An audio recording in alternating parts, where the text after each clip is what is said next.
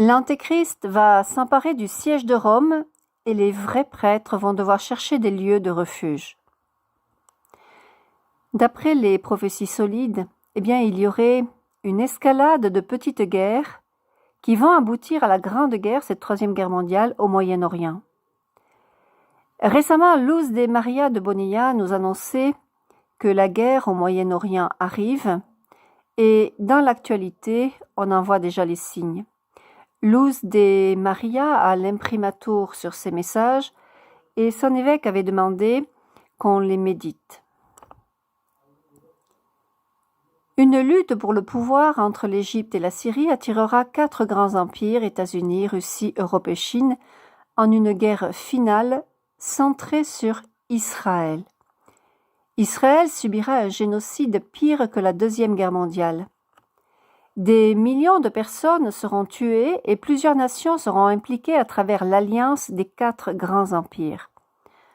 On se servira d'armes nucléaires.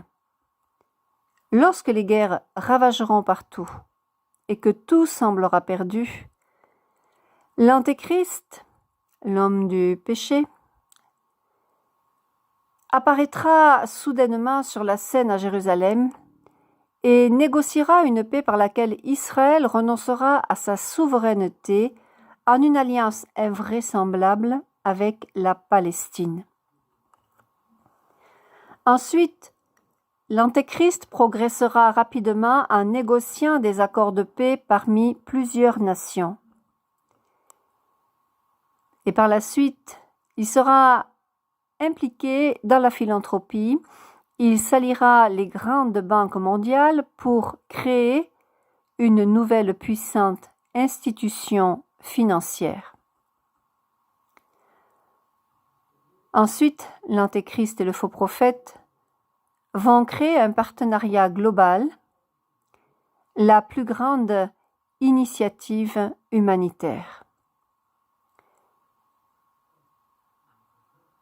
Ils vont promouvoir l'environnement, la terre-mère, et soi-disant débarrasser le monde de la pauvreté. Bon, ça fait un petit peu partie des objectifs de l'agenda 2030. Et tout ceci se met en place donc après ce qu'ils appellent le Great Reset, le grand reset, cette grande réinitialisation.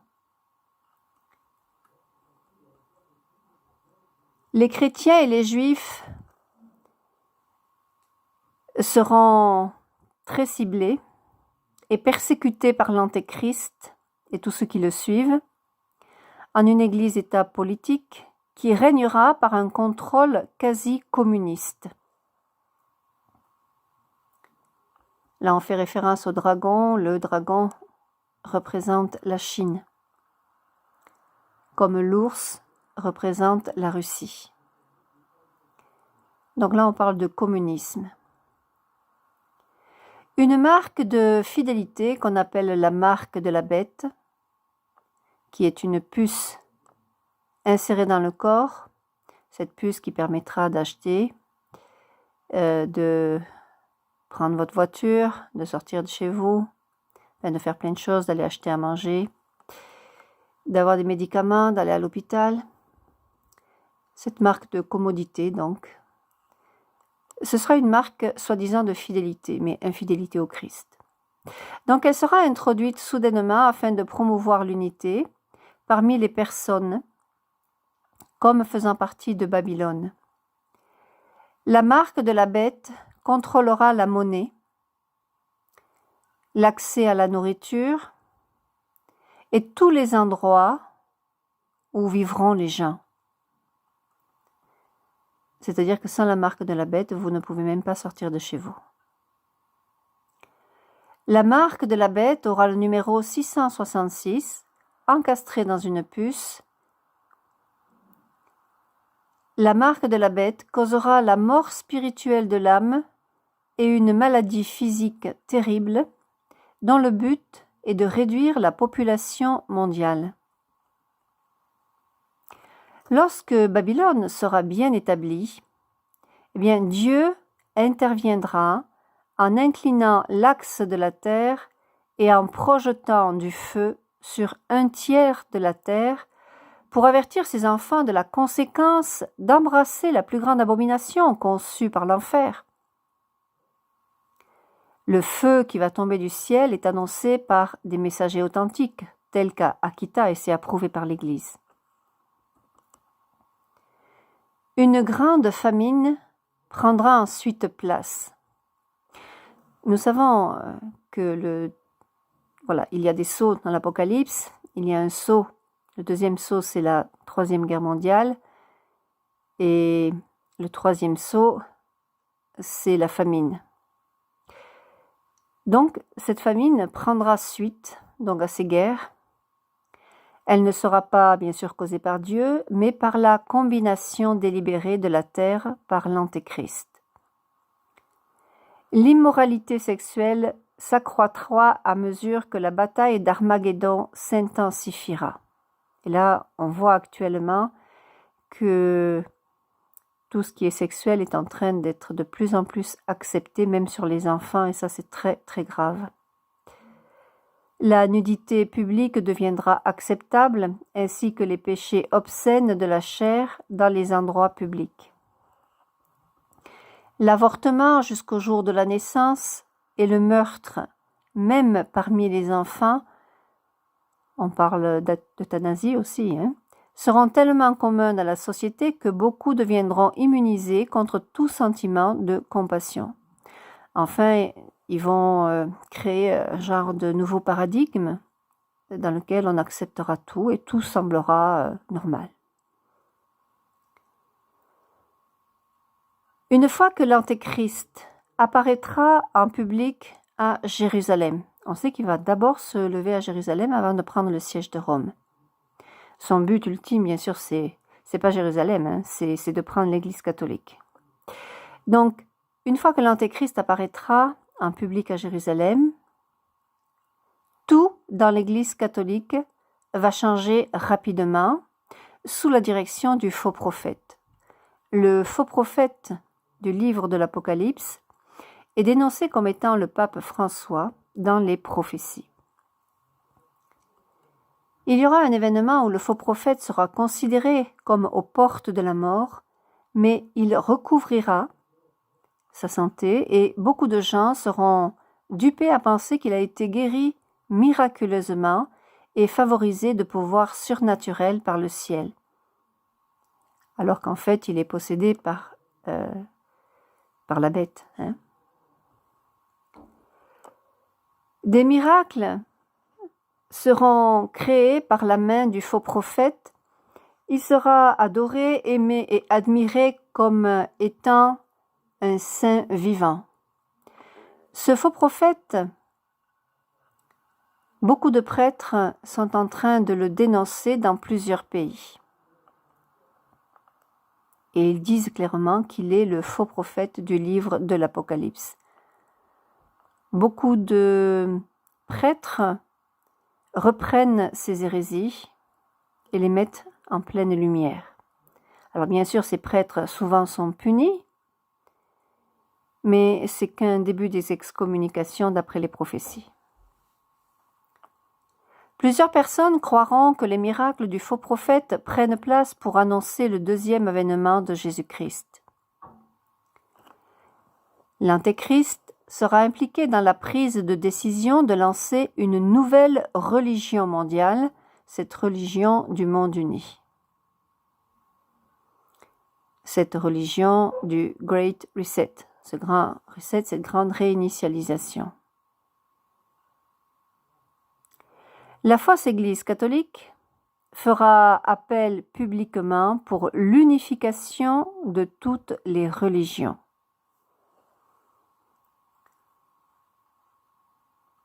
Le faux prophète contrôlera toutes les religions du monde et minera l'amour de ceux qui connaîtront la vérité. Des centaines de milliers de faux prophètes surgiront, endossés par les chefs de l'Église, de la fausse Église bien sûr, c'est-à-dire tous ces évêques et cardinaux qui suivent le faux magistère du faux prophète, en promouvant un nouveau missel. avec l'objectif de préparer le monde avec grande anticipation pour le deuxième avènement de Jésus-Christ. De sérieuses erreurs seront révélées par les chefs reliés à l'Apocalypse. Le plus grand mensonge qu'ils vont promouvoir est que Jésus-Christ, Fils de Dieu, va apparaître dans la chair et marchera parmi son peuple et les ressuscitera au dernier jour. La vraie Église chrétienne catholique sera chassée de Rome et endurera de nombreuses années de désolation. Le péché mortel ne sera plus déclaré. Bon, déjà c'est pratiquement fait. Et le sacrement de la confession cessera, car beaucoup croiront que tous seront pardonnés par Dieu et donc entreront tous dans le royaume des cieux. Vous connaissez la chanson « On ira tous au paradis ». Mais c'est pas vrai, on n'ira pas tous au paradis. Le paradis s'achète avec un chèque de sacrifice et celui qui nous a sauvés sans nous sur la croix ne nous sauvera pas sans qu'on lui donne notre propre volonté, sans qu'on le suive fidèlement. Et on sait que sans la confession, l'âme, si elle est en état de péché mortel, elle tombe directement dans l'abîme. C'est le catéchisme de l'Église catholique qui nous le dit. Toutes les fêtes païennes et les cérémonies et rites sataniques seront intégrés dans la fausse Église catholique, qui sera vue comme une sainte communion entre toutes les religions. À quoi servirait la fondation de l'Église catholique, qui est la seule et unique vraie, si les gens pensent qu'on peut unir toutes les religions? À quoi servirait la religion catholique?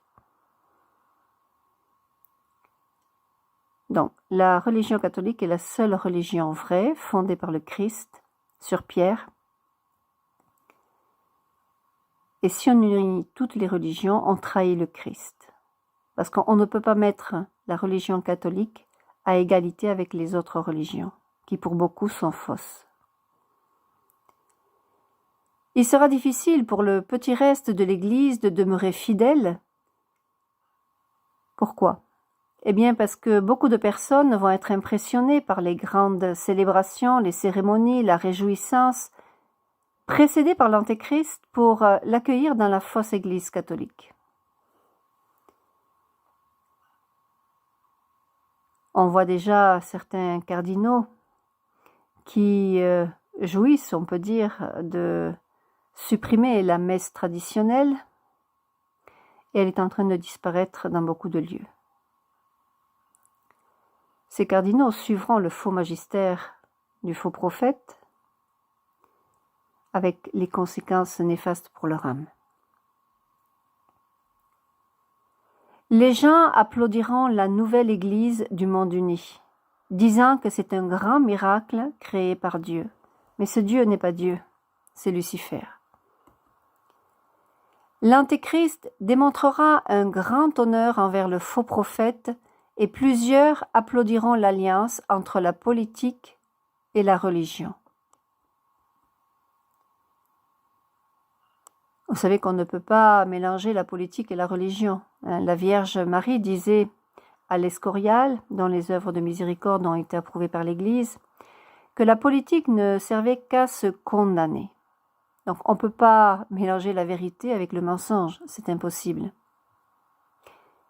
Mais maintenant l'Église est devenue de la politique, et non pas une institution dont le but est de sauver les âmes. Lorsque la grande tromperie sera reconnue, plusieurs prêtres auront tellement peur qu'ils abandonneront le service à l'Église, des centaines de milliers seront excommuniés pour avoir refusé d'obéir et d'autres seront martyrisés. À ce point, les saints prêtres rechercheront des refuges pour diriger la véritable Église en secret, où ils pourront célébrer la Sainte Messe et l'Eucharistie jusqu'au dernier jour.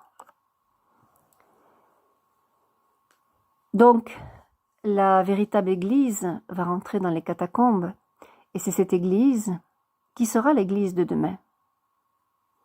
Vous connaissez le secret de la Salette, l'Église deviendra humble, pieuse, pauvre et zélée, imitatrice des vraies vertus de Jésus-Christ.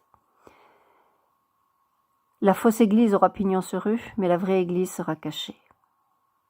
La vraie Église sera composée des fidèles qui suivent le vrai magistère, qui ne veulent pas trahir l'Évangile, qui ne veulent pas changer ce que le catéchisme de l'Église catholique nous a enseigné. Voilà, cette vraie Église sera composée d'un petit nombre de prêtres et d'évêques, très très très petit.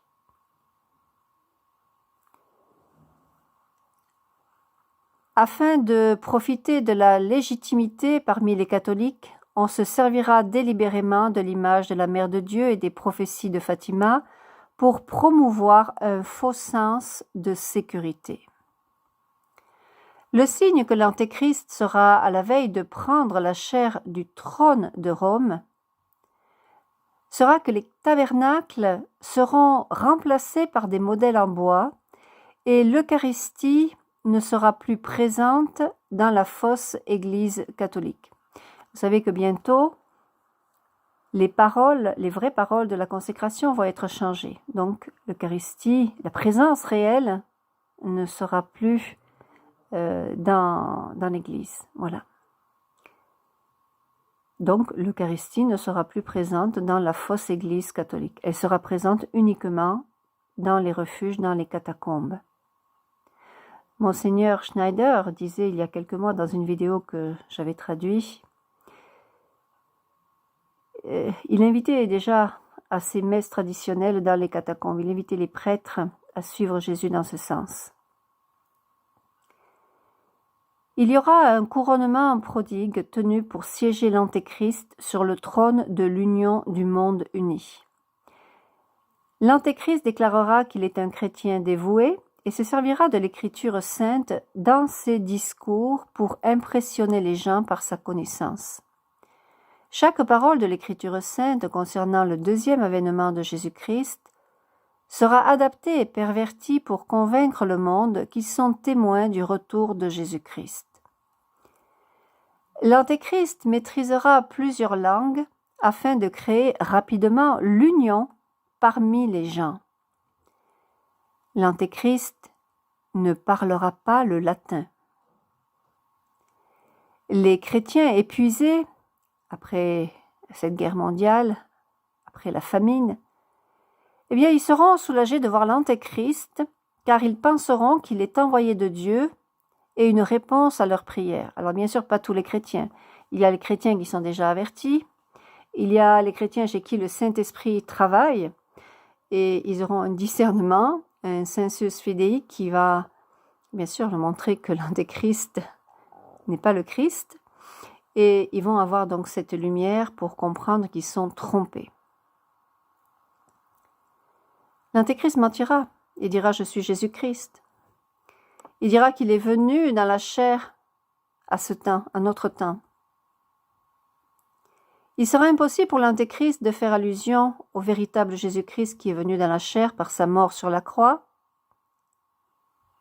mais l'Antéchrist déclarera le même fait, mais à rebours. Il se servira des stigmates pour convaincre les gens qu'il est Jésus-Christ. Il accomplira plusieurs grands miracles et il guérira les malades et ceux aux abords de la mort. Vous savez que l'ennemi, il peut faire beaucoup de guérisons. Alors bien sûr, c'est des guérisons qui ne durent pas. Mais il peut en faire, parce qu'il a un pouvoir de guérir. Fausse guérison, bien sûr, mais il a des pouvoirs.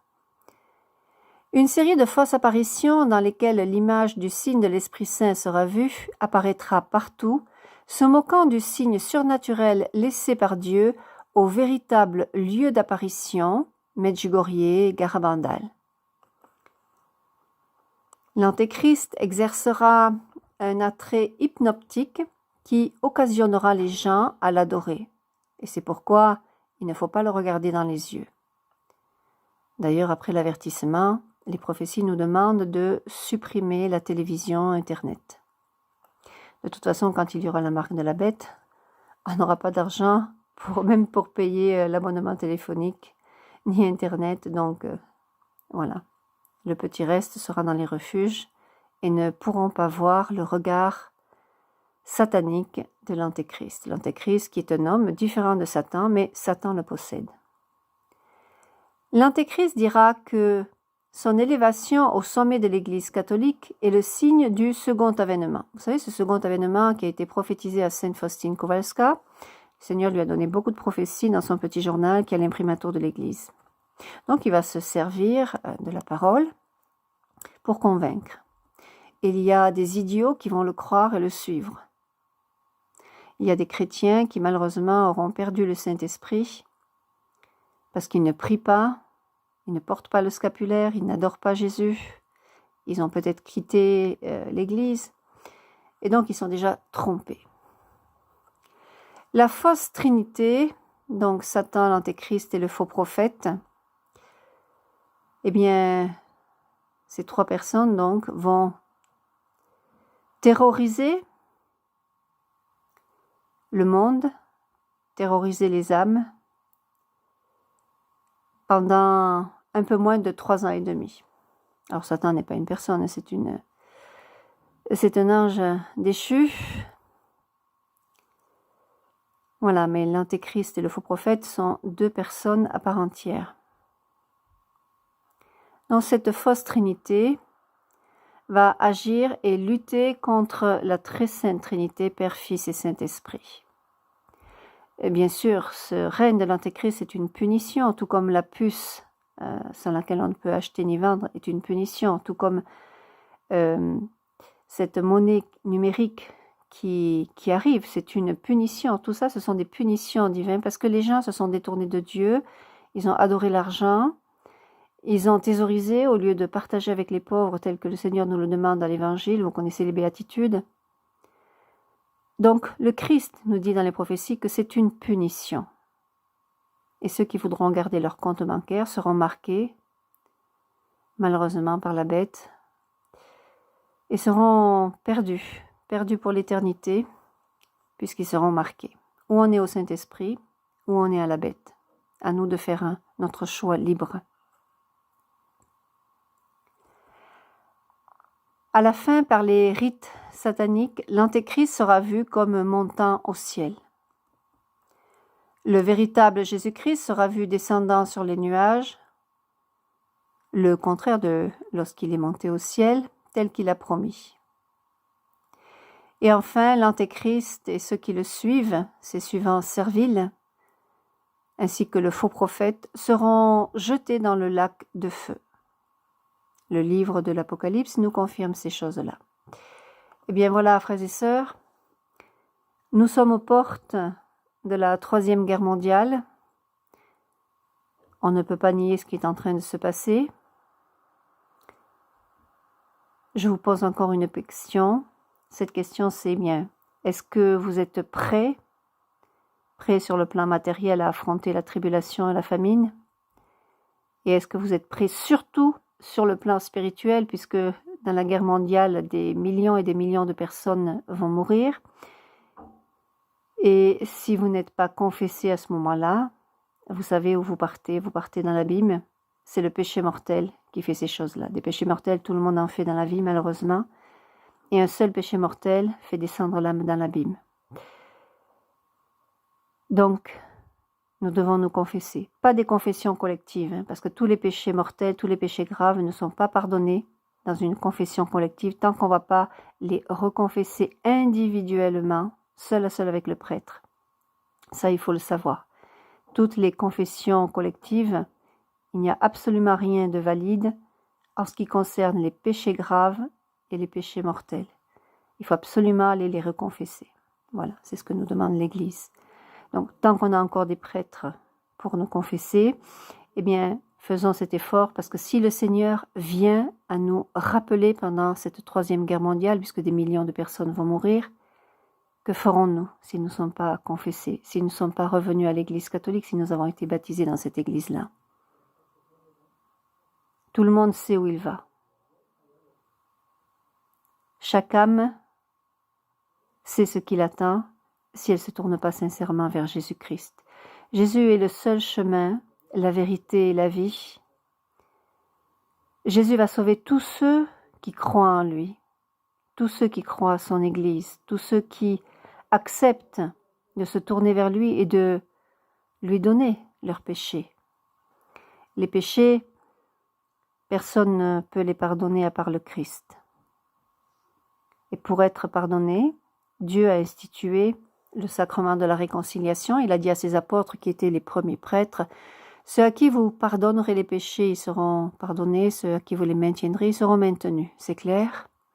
S'ils sont maintenus, c'est la damnation, avec des tortures à chaque seconde pour toute l'éternité. Vous savez, sœur Faustine a vu les tortures en enfer, les gouffres de torture. Elle dit « et j'en passe », tellement qu'elle en a été terrifiée. Quand elle est revenue, après avoir visité l'enfer avec son ange, eh bien, sans cesse, elle implorait la miséricorde de Dieu sur toute l'humanité, sur toutes les âmes. Quand sainte Thérèse d'Avila a visité l'enfer, elle se disait qu'il n'y aurait pas assez de temps et de souffrance à supporter pour que ces âmes soient sauvées. Sainte Françoise Romaine a visité l'enfer. Il y a un traité qui s'appelle le traité de l'enfer. Et elle raconte les supplices que subissent tous ceux qui vivent en état de péché mortel, ou tous ceux qui vivent avec les péchés capitaux sans les avoir confessés. J'ai été particulièrement choquée quand j'ai lu les tortures qui attendent tous ceux qui ont des rapports sexuels en dehors du sacrement de mariage à l'Église, en dehors d'un homme et d'une femme. Voilà. Voilà, frères et sœurs. L'heure est au repentir. Si vous êtes dans le nouvel âge, eh bien quittez-le. Faites une bonne confession et revenez à Jésus. Il vous pardonnera, il prendra tout sur lui. Jésus est amour et miséricorde infinie. Aucun péché n'épuisera sa miséricorde. Plus on y puise, plus elle augmente. Plus le pécheur est grand, plus il a droit à sa miséricorde. C'est lui-même qui l'a dit à sœur Faustine. Donc sa miséricorde s'applique si on se repent, si on regrette nos péchés, si on les lui donne dans la confession. Celui qui ne veut pas passer par la porte de ma miséricorde doit passer par celle de ma justice, c'est-à-dire que l'âme est envoyée en enfer. Voilà. Dieu n'est pas qu'amour et miséricorde, bien que la miséricorde soit son plus grand attribut. Dieu est amour, miséricorde et justice. Ce sont ces trois attributs.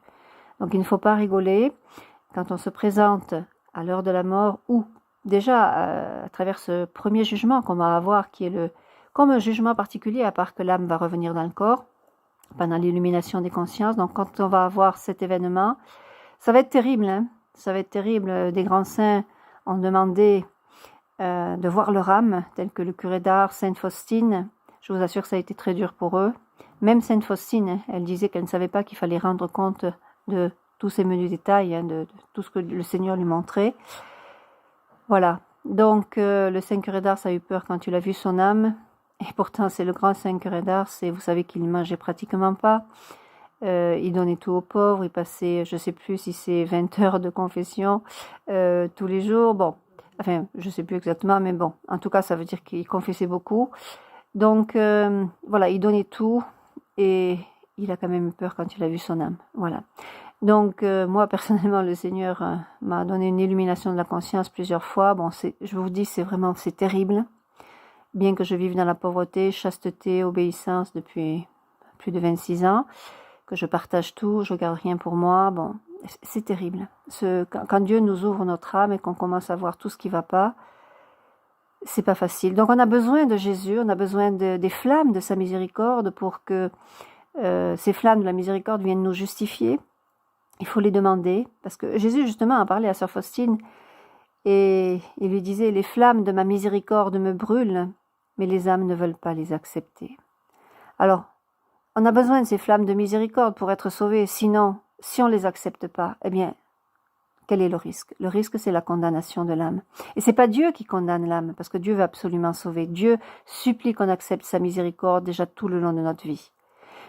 Le Seigneur me le disait un jour, les âmes se sont condamnées elles-mêmes. Il y a même des enfants qui se condamnent à l'enfer. C'est pas une question d'âge, c'est une question d'âme. Donc, nous savons que malheureusement, il y a beaucoup d'appelés, mais peu d'élus. Alors j'espère que si vous écoutez aujourd'hui, j'espère que vous êtes vraiment conscient de ce qui s'en vient, ce qui va démarrer. Nous sommes aux portes, là, quelques semaines près. Et j'espère que vous faites partie des futurs élus. Que Dieu vous bénisse, à bientôt.